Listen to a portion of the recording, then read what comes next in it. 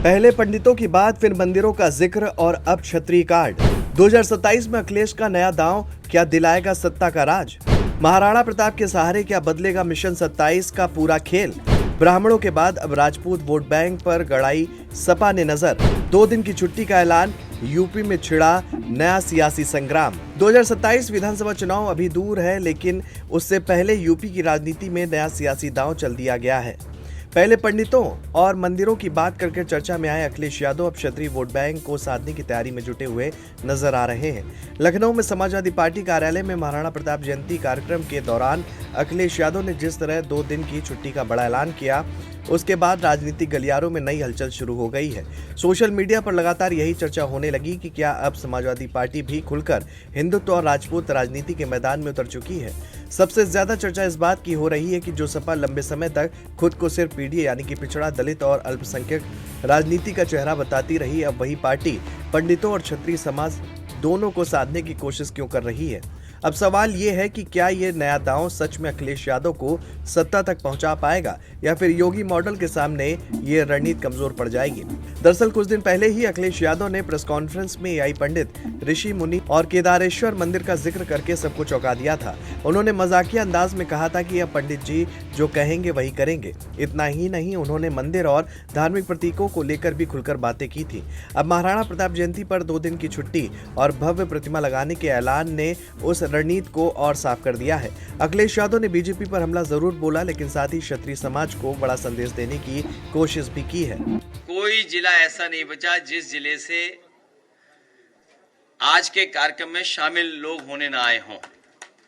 कानपुर है, दिखाई दे रहा है मुझे यहीं से।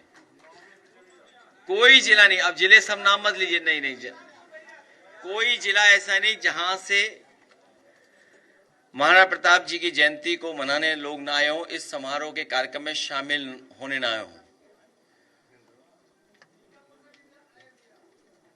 आज जब हम लोग यहां पर उपस्थित हुए हैं, पूर्व की तरह फिर दोबारा हम लोगों ने कहा है, आने वाले समय में समाजवादी सरकार होगी और महाराणा प्रताप जी की जयंती पर 2 दिन का अवकाश घोषित किया जाएगा।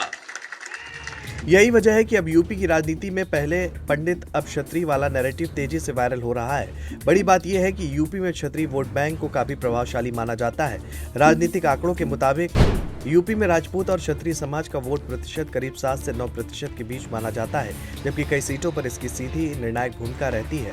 पूर्वांचल, अवध और पश्चिमी यूपी की दर्जनों सीटों पर क्षत्रिय वोट चुनावी नतीजे बदलने की ताकत रखते हैं। बीजेपी लंबे समय से इस वोट बैंक पर मजबूत पकड़ बनाए हुए है और योगी आदित्यनाथ सरकार में भी इस वर्ग का प्रभाव लगातार चर्चा में रहता है। लेकिन अब समाजवादी पार्टी भी इसी वर्ग में अपनी जगह बनाने की कोशिश करती दिखाई दे रही है।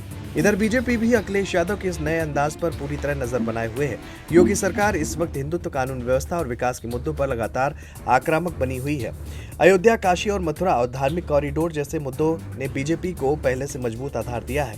ऐसे में विपक्ष के सामने सबसे बड़ी चुनौती यही है कि वो बीजेपी के कोर वोट बैंक में सेंध कैसे लगाए। अब सवाल यही है, क्या इससे सपा का पारंपरिक वोट बैंक मजबूत होगा या फिर सपा की नई राजनीति, नई समीकरण बनाने में पार्टी उसी में उलझ जाएगी? क्योंकि देखा जाता है कि नई समीकरण, नई राजनीति अगर बनाया जाता है तो बूथ स्तर पर कितना मजबूत होता है, जमीनी हकीकत क्या होता है, इन सभी चीजों को लेकर सपा अपनी एक नई राजनीति, नई समीकरण तैयार कर रही है।